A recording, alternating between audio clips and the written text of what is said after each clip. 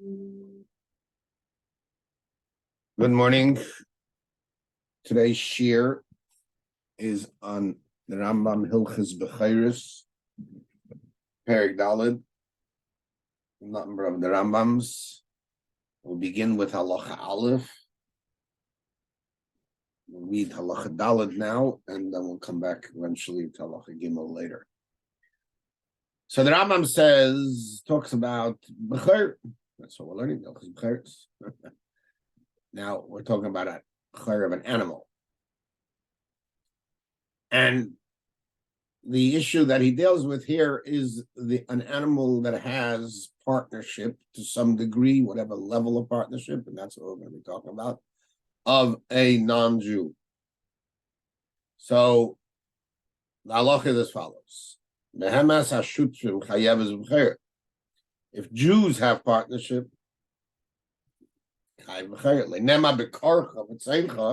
even though it says Bekarcha, which is a Lashon Yachid, meaning it sounds like it's owned by an individual. No, that's not what it says. To exclude the partnership of a non-Jew. If he was a partner in the cow or in the mother or in the child. Now, here's a clincher. Even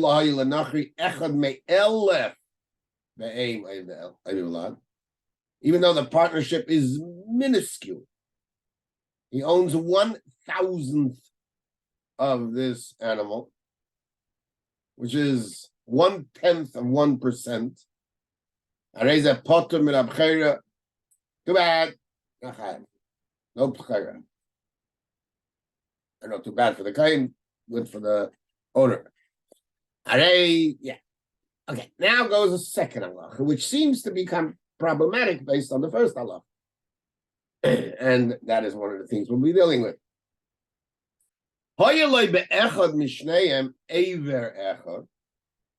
If he owned a specific part of the animal, a limb, he owns a foot or a hand. Oh, so now that's a symbol. 1,000 done. 1 aver, then it depends. Ryan, we see. Kol she'ilu yechtach. V'ye balmum arezapot. If by cutting it off, the animal becomes a balmum pot. However, if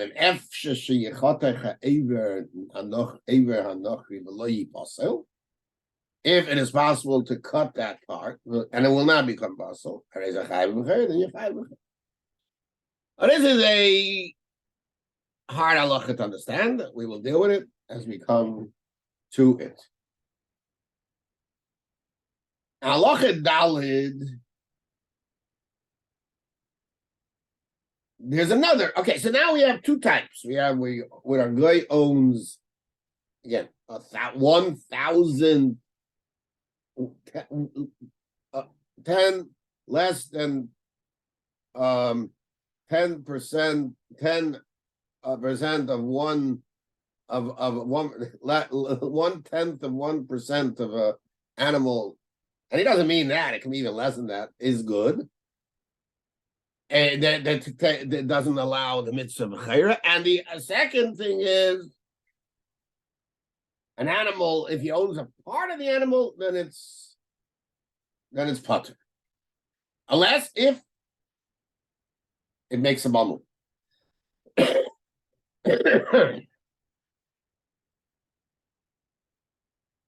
Now comes a third type.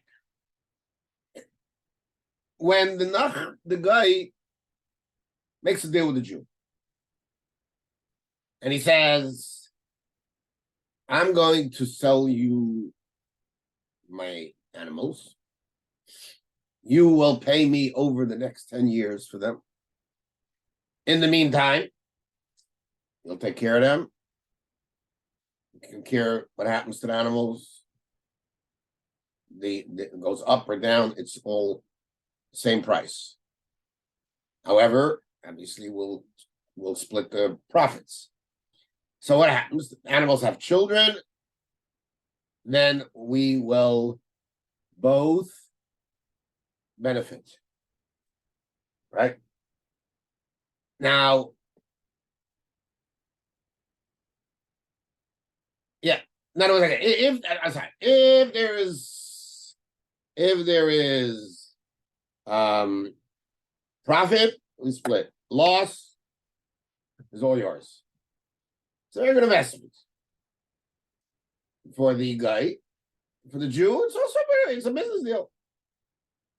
He can't afford the animals right now. There's a 10-year payment plan. And in lieu of that payment plan, he takes responsibility for loss. Now, what's the halacha? What's halacha? So, yeah, no, I'm sorry. Yeah. What was halacha in this case? Oh, he says like this. Afal pi sheberishus Yisrael. They belong to the Jew. V'areihem to kinyanim. They are as if he owns them. Hoyel v'im lo yimtza anochri etzlei mami achar ligvus imenu. And now, as long as he pays his money, he's okay. Yigvem in abehemis ha'elu b'v'lo they say him. He's gonna go after the items that he sold. So now is nasa kemosh yesh la'achrayis aleihem v'al they say. Means that the guy has a interest in them, and he has a obligation on them. That's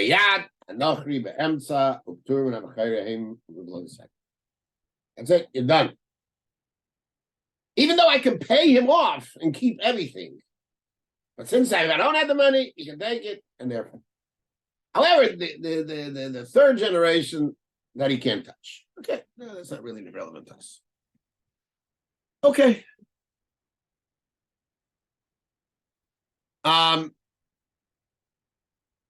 So this is a Gemara in Bechiros, and Rashi explains this, that the guy makes a deal with him. He tells him, you have 10 years to pay, whatever happens.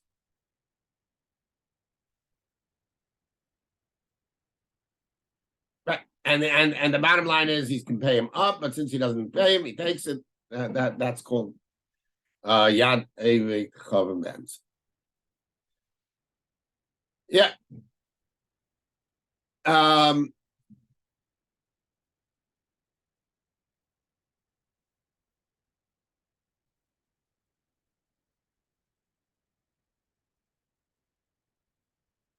There's a Gemara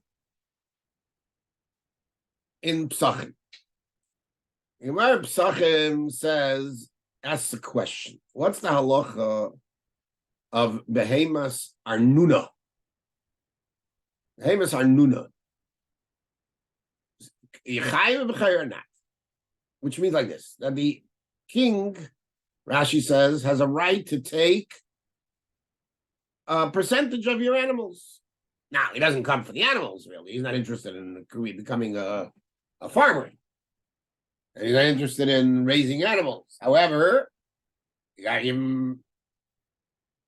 to pay. It's a tax.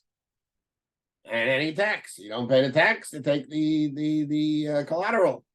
So they're going to take, it's not going to be collateral, they'll take the animal. So are you chayiv him or not? That's the way Rashi explained. And then where is the shaila? Taisus asks, I don't understand the question.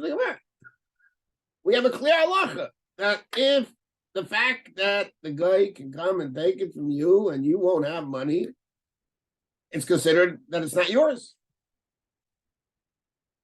So what's the question? If you're not going to have the money, they're going to take it from you. So Taisus has a very interesting answer. There's a big difference between the two cases.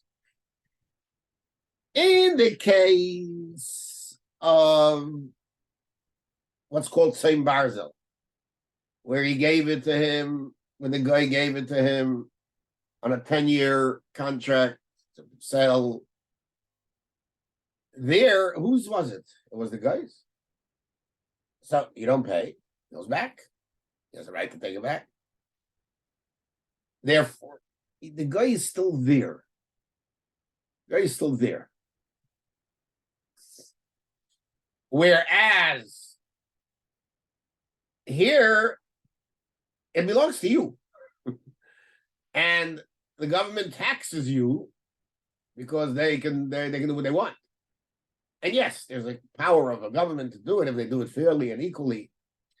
But it's still only a power of government to take from you. So there, the fact that you can pay it up doesn't take it away from you. You're still the sole owner until you don't lose the money. The Sfasemis explains it that in the deal with the guy, it means that as long as you don't pay, the guy can still have it. So it's not out of the guy's hands yet. But the fact that government can take things from you if you don't pay your taxes, it's only because when you don't pay, they can take. But if you can pay, the tax are not on the item. It's for you to pay. They don't want the item. The item is a substitute. I mean, that's the idea behind it. Okay. It's an interesting concept, and we'll keep it in mind.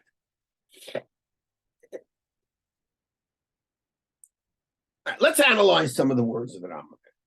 Rambam used the lashon "Aval pishem b'shus Yisraelim v'areya kikinyan." So there's a lot being said here.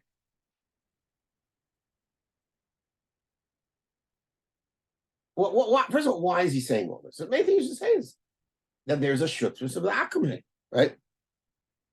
What's he asking?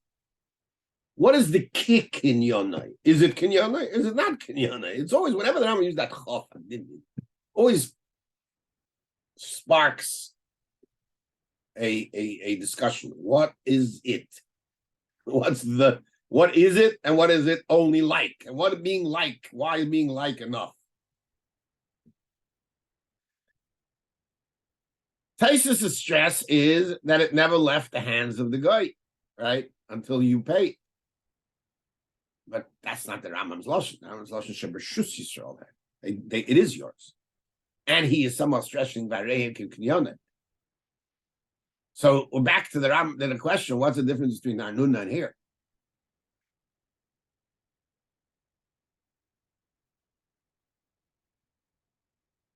He wrote the lashon nasik moishiyeshle achrayis aleim, again, as if he has an achrayis. It means he doesn't ownership. There's no ownership. But achrayis is enough. And again, as if.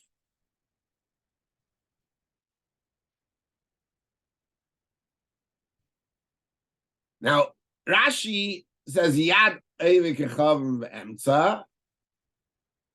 Rashi says, if you don't take money, he'll take it. Now, that shows that he has a Yad Evikechavim. In other words, Yad Evikechavim will come about if.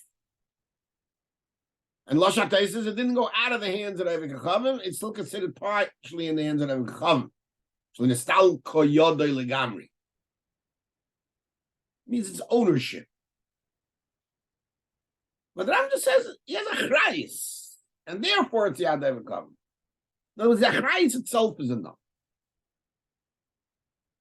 Another question is that the Rambam never mentions the din of Arnuna for some reason. And this is a question that's asked.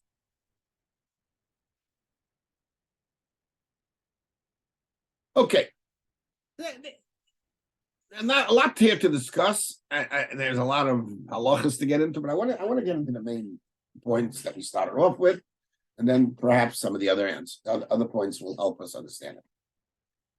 The Torah in Hilchis Bechar Behema Tahira Siman Shin Chaf says shutvis of a guy Peter, and he writes Hilkach Hamayche ube parasa the nachri or the keichem and ube parasa and chayef should ela shutrus ela ba'oizen.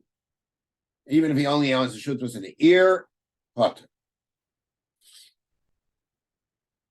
And then he writes, he doesn't understand why the Rambam stresses Rambam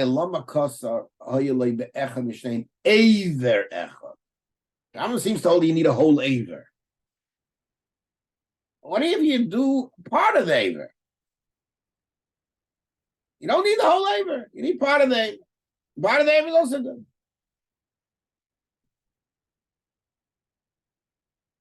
So the Prisha explains, what does the tour mean? He said, B'chayr kedushasei noyeg b'chol ha'b'chayr b'shavet. B'chayr is a kedusha on the whole b'chayr. Every part is b'chayr. So whatever the guy owns, it means that he has a chelik in b'chayr.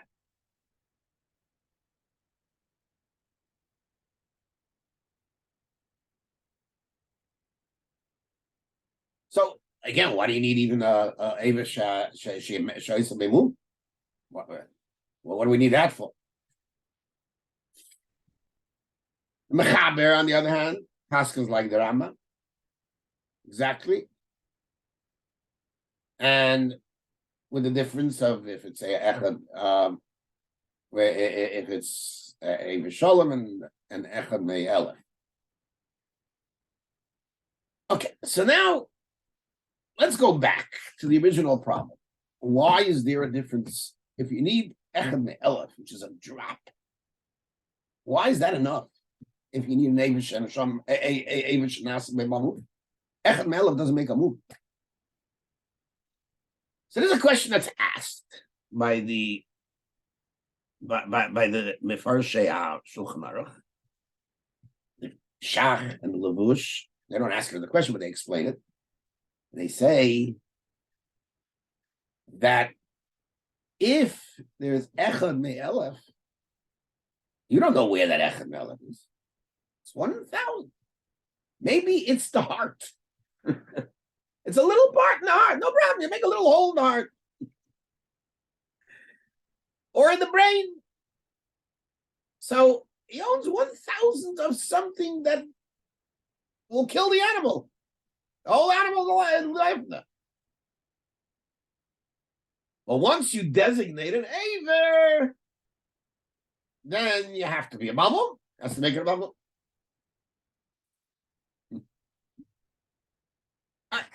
I was so stuck with the question, why do you need the whole Aver? What's part of an Aver?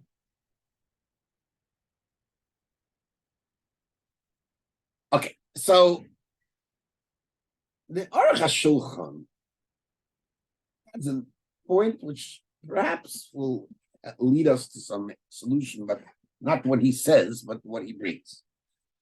And he says like this, that if there's if he has a chelik in the overall behemoth, it's not tolim. It's just not coil. In order, it has to be, you have to own the whole animal. Like you be coil. You have to own the whole animal. And you have echad me'elef b'chayis ha-behemoth. That's what he says.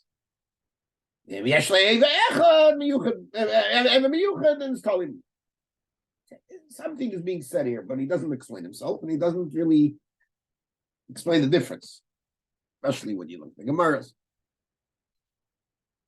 And again, the Rambam holds you need a whole Aver. Why that? Okay, again, I'm going to try to cut out some stuff so that we can. Now, the Rambam himself mentions. I'm sorry, not that word kolab chayer, but the kolab. Rambam Alochi Gimel writes like this: "I'm a kabel behemim and anochi is metapel bo v'avolod is b'nei."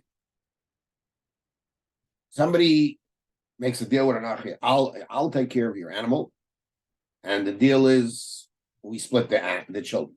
Anochi should give me Yisrael kazeh. So here, it's he's just working it, right? He's makabel to take care of it. And the veladas will be by name. What's wrong with that?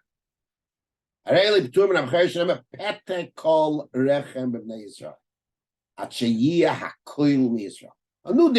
mekorcha, not shutvis, hakoil miyisrael.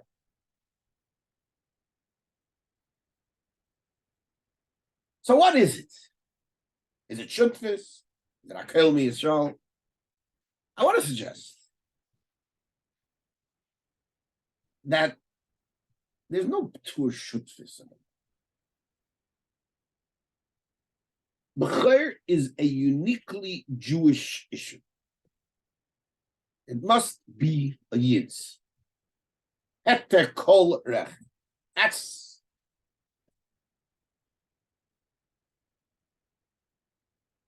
yeah.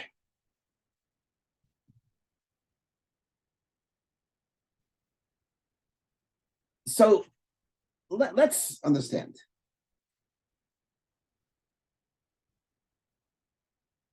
Why do we need both? I need both. It's very simple. Not simple, but perhaps. If it's an aver that doesn't, that even if it makes it a bundle, and the first would say such a point. Remember, we're talking about matnas kud. A b'cher b'mum you give to the kain. So why should the kain lose out? Take off the bum, take off that aver.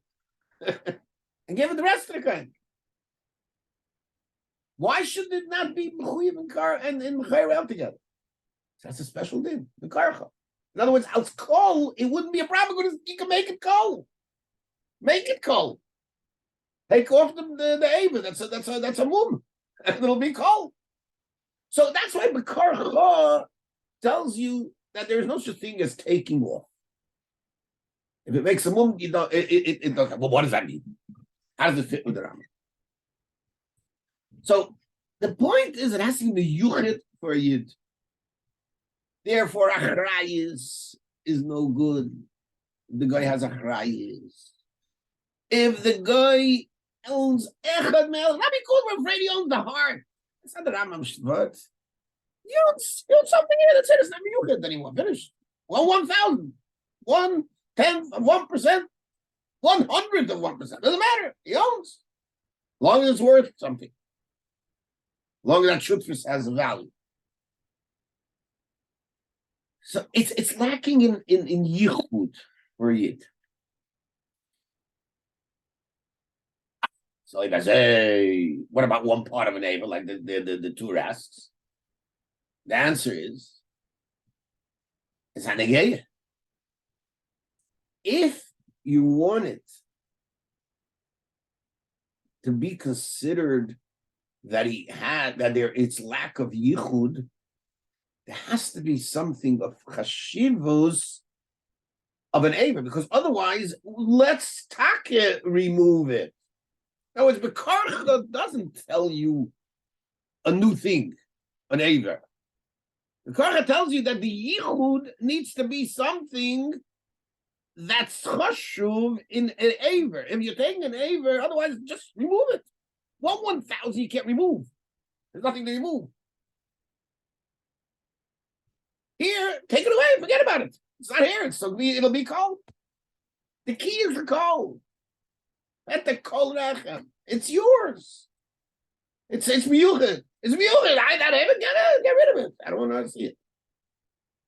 But if it's oisa by mum, it's an avish oisa by mum. Oh, finished.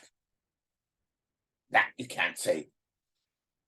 That we learn out. That you can't say. Take it away. Take it away. That's like owning it enough that it's not miyuched anymore. And that's why the Rambam uses the chafadimian. It's not kinyanoi. It belongs to the Jew. Who owns this animal? Of course, the Jew owns the animal. But it's kinyanoi enough that it's not cold. It's not his miyuchid anymore. And that's what Achrai is. It's not actual. Yad Ak. That's Yad Akum. There means there's no yichud. And that's why the Rambam doesn't bring the Nar Nuna. Because the Nar Nuna, according to the Rambam, is the same idea as felt in yichud. It's the exact same thing as Makabel Sein Barzo. There's no reason to bring it. And that's Yad Akum B'Emtza.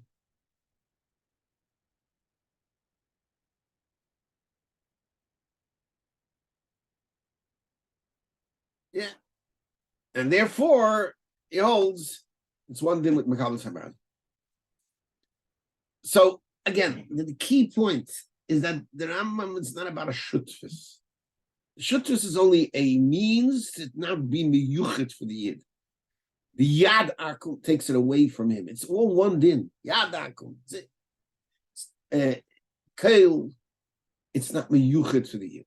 If it's not miyuchet for the yid, that's what it's patach. It's a uniquely Jewish idea of machar. It does fit in philosophy also what machar is all about, but that's not for now and not our type of share. Have a great day.